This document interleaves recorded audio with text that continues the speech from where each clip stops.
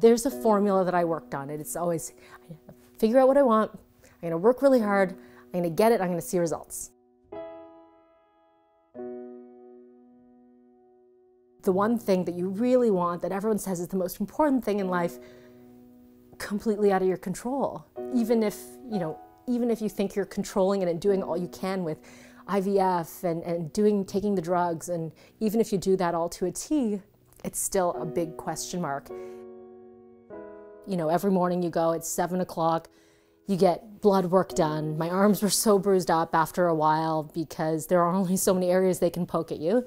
And then you do an internal ultrasound, so you kind of just sit there in a lineup of women in a gown waiting for your turn to get poked and to get prodded.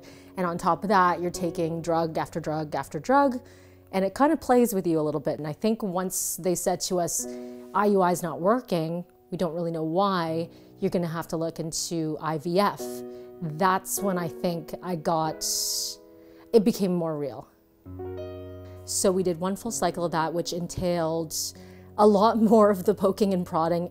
It was weird to have all these needles that you bring home, and they give you these tutorials on how to load up these drugs and where to poke yourself. And I laid it all out on a table, and I remember thinking, I've got to put all of this into my body, sometimes 3 needles a night. I remember Scott wanted to just watch one day to see, and he went, that can't be pleasant. And it's not pleasant for anyone, but you kind of think of the end goal. But it's probably a month and change that you're doing all of this, and then whatever they were able to take out, they classified as abnormal, so they didn't even try to fertilize them, which means we ended up with nothing.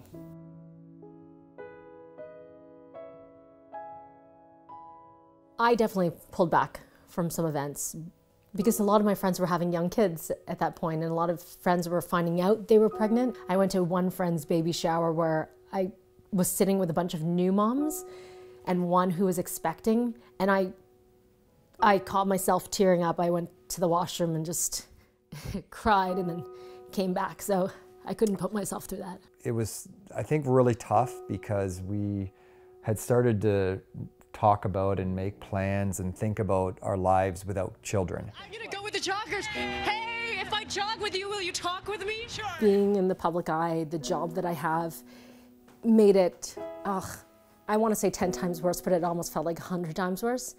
There was no hiding in my job, so you always have to be on, and people are looking for you to always be on, and people know when something's off. And I know a lot of people do have things in their own lives, but when you hear sometimes in the middle of your day that they drop a bomb and say you're not pregnant when you think you're gonna be, 2 hours later have to be on and talking about, say, a happy story, it's tough. It takes a toll on you, and it did quite often. Being a woman in this industry, regardless, people are going to comment on what your hair looks like, what you're wearing, the way you said something, whatever.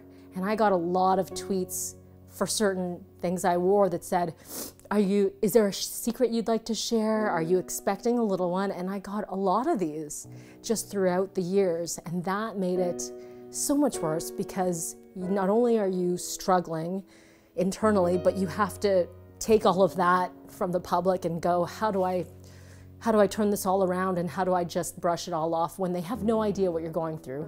There's no malice in any of it, but it hurts every single time.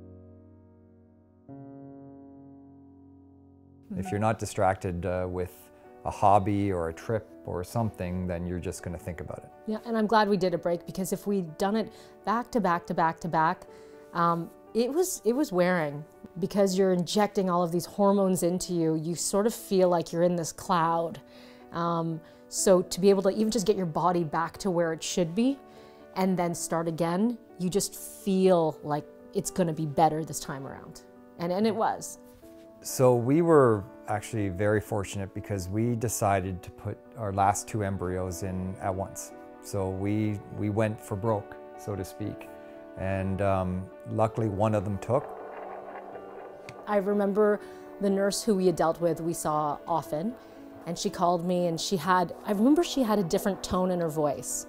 Something sounded a bit different. This time she said, "Hey, Melanie," and she said, "You're pregnant."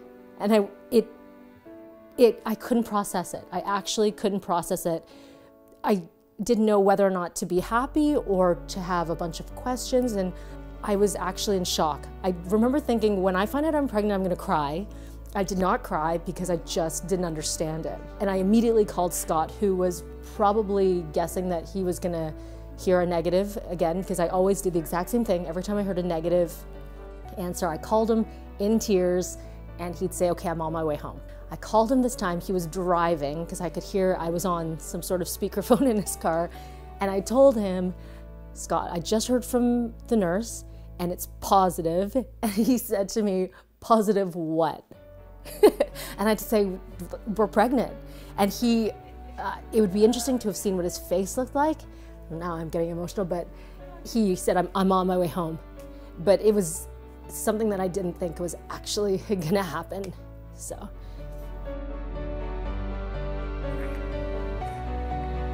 Are you having fun?